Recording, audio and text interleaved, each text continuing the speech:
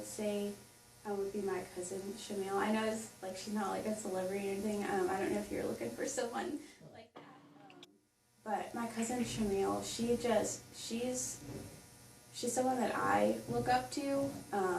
She's so smart, and she just has. It seems like she has her whole life together. Like she has goals, she has plans. She checks up on me, and she really transformed like her life to where she didn't want to stay where she was. She didn't want to stay growing up in poverty, like having to be in poverty her whole life. So now she worked very hard to go through her education, and now she's doing well. And she tells me, she's like, I always eat a bowl of ramen so that I don't forget where I came from. And that to me, it just inspires me, because it's like, even though she developed into this leader that she is, and even though she's very successful now, it's like she doesn't act like she's too good to, she doesn't turn her back on anybody. And that's just really something that, like, really sits with me. Do you believe that's important, to never forget where you came from? Definitely, because it's like, if you make it all the way to the top and you're turning your back on everyone else, then it's like you don't acknowledge the people who helped shape you into the person that you are. And you can't give back to your community. So, like, if you're like, oh, I have to get out of here, and I'm going to make it to the top, and I'm going to forget about everybody else, and it's like, that community is still suffering. And there's people who are there who maybe they helped you out, but it's like, you don't know them anymore. So I think that's really important for people to still identify with, or be able to know, like, these are the hardships that shaped me into who I am as a person. What's the best advice you've ever received?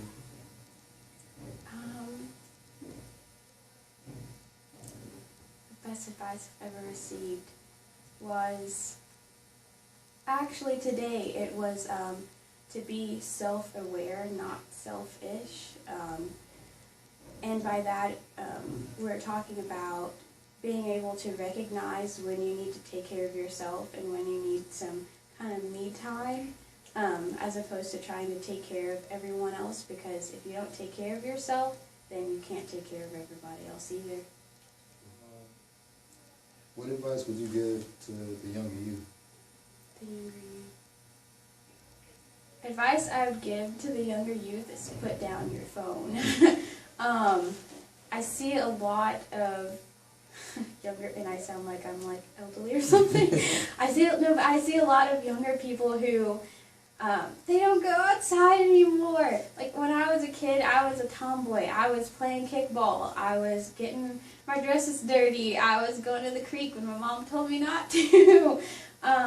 So I think my advice would be to enjoy the time that you have, like, when you're a kid, because it's like, when we're kids, we're like, man, I can't wait to grow up, and now it's like, this kind of sucks. Like, I want to be a kid again.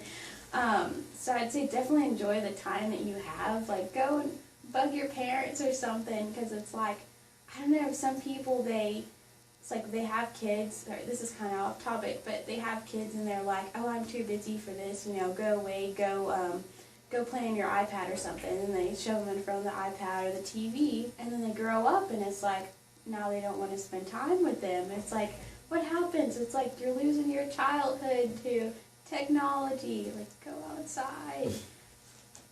I understand. Mm-hmm. And it is Black History Month, so what are your thoughts on Black History Month? My thoughts? I know a lot of people are like, we shouldn't celebrate it. Some people are like, it should be a big party. And there are people that are in between. Mm-hmm. Man. I personally feel like we should have Black History Month.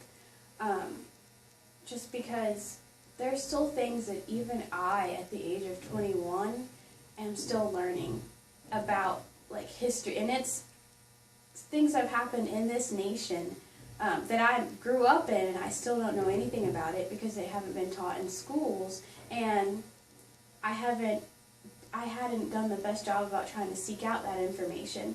So when Black History Month comes up, it's like my chance to kind of delve into that history that's kind of overlooked.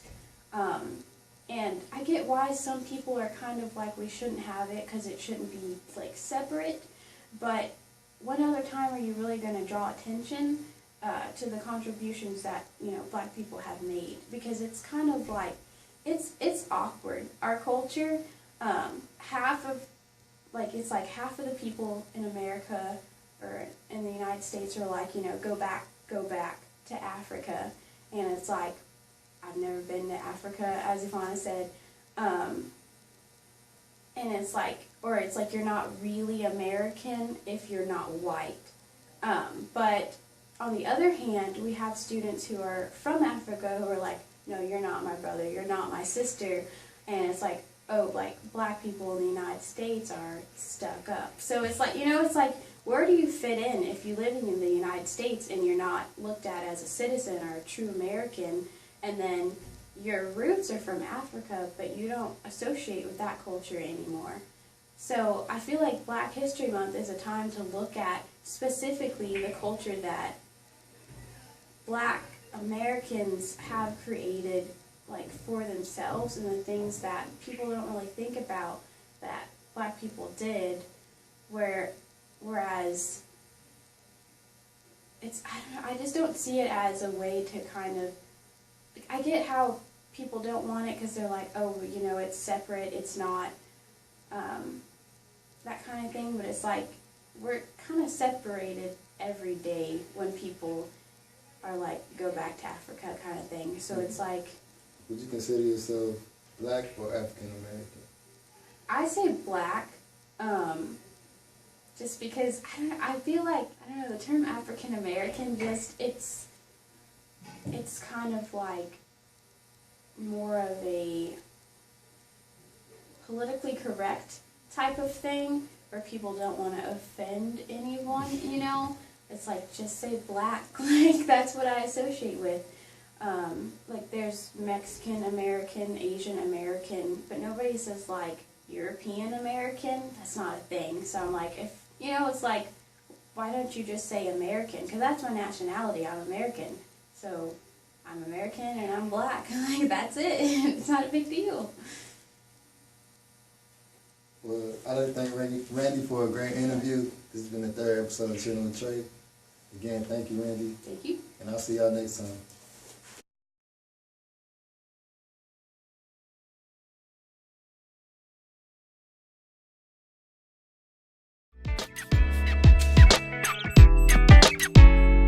Y'all make sure y'all follow her on her Twitter. Follow me on my Twitter. And don't forget to subscribe. And I'll see y'all next week on Chillin with Trai.